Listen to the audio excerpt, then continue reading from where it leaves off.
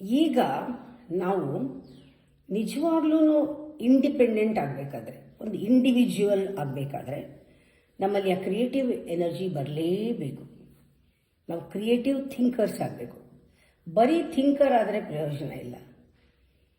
ಬರೀ sceptical mind, thinking, analysis ಪ್ರಯೋಜನ ಇಲ್ಲ. ನೀವು ಯಾವುದೇ ಫೀಲ್ಡಲ್ಲಿ ಇದ್ರೂ ಮುಂದೆ ಬರಲ್ಲ. ಬರೀ ಭಾವನಾತ್ಮಕವಾಗಿ ಜೀವನ ಮಾಡಿದ್ರೂ ಪ್ರಯೋಜನ ಇಲ್ಲ. ಬರೀ ಬುದ್ಧನ ಥರ ನಾನು ಧ್ಯಾನನೇ ಮಾಡ್ಕೊಂಡಿರ್ತೀನಿ ಅಂದರೂ ಪ್ರಯೋಜನ ಇಲ್ಲ. ಇದು ಒಂದು ರೀತಿ ಕಾಂಬಿನೇಷನ್, ಒಂದು ಫೀಲ್ಡ್ ಇದೆ. ಕಾಂಬಿನೇಷನ್ ಇರಬೇಕು. ಈ ಮೂರು ಸೇರಿದ ಡೈಮೆನ್ಷನ್ನು ಒಂದು ಫೀಲ್ಡ್ ಸೃಷ್ಟಿ ಮಾಡುತ್ತೆ. ಆ ಕಾಂಬಿನೇಷನ್ ಏನು ಕ್ರಿಯೇಟಿವಿಟಿಗೆ. ಆ ಕ್ರಿಯೇಟಿವಿಟಿ ಬಂದುಬಿಟ್ರೆ ನೀನು ಎಲ್ಲಾದರೂ ಇರೋ ಉದ್ಧಾರ ಆಗ್ಬಿಡ್ತೀರ. ಒಂದು ಸಣ್ಣ ಕೆಲಸದಲ್ಲಿ ಇರೋ ನೀನು ಮುಂದಕ್ಕೆ ಬಂದುಬಿಡ್ತೀಯ, ಹೇಗೋ ಮುಂದೆ ಬಂದುಬಿಡ್ತೀಯ.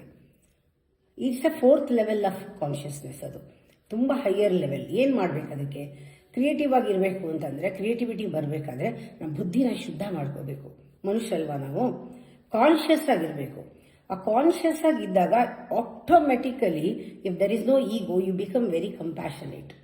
The consciousness and compassion together, that being and feeling together. Consciousness is your being and feeling together, some expression comes through you. That is called creativity.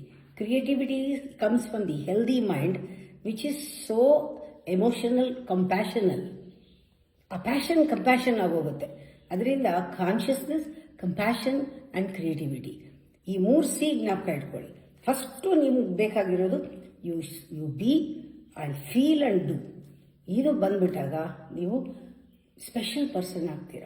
You create a 4th state, a special altered state.